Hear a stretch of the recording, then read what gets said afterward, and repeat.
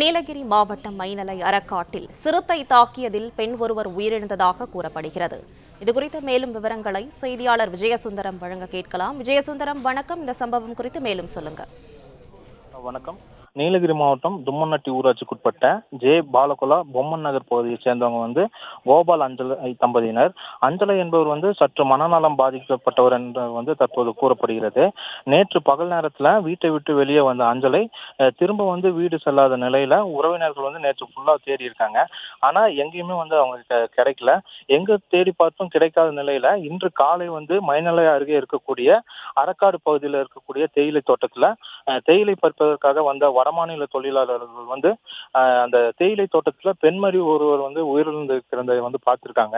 உடனே வனத்துறையினர் மற்றும் காவல்துறையினர் தகவல் அளிச்சிருக்காங்க. இந்த தகவலின் அடிப்படையில அப்போதைக்கு விரைந்து வந்த வனத்துறை மற்றும் காவல்துறையினர் அந்த உடலை மீட்டு விசாரணை மேற்கொண்டாங்க. இந்த முதற்கட்ட விசாரணையில அஞ்சலை என்பவரை சிறுத்தை தாக்கி உயிரிழந்தது உறுதி செஞ்சிருக்காங்க. தற்போது அப்பகுதியில சுற்றித் திரியக்கூடிய சிறுத்தையை பிடிப்பதற்காக கண்காணிப்பு கேமராக்கள் பொருத்தப்பட்டு கூண்டு வைத்து பிடிக்கவும் நடவடிக்கை எடுக்கப்படும் என வனத்துறை சார்பில் தற்போது தெரிவிக்கப்பட்டிருக்கு.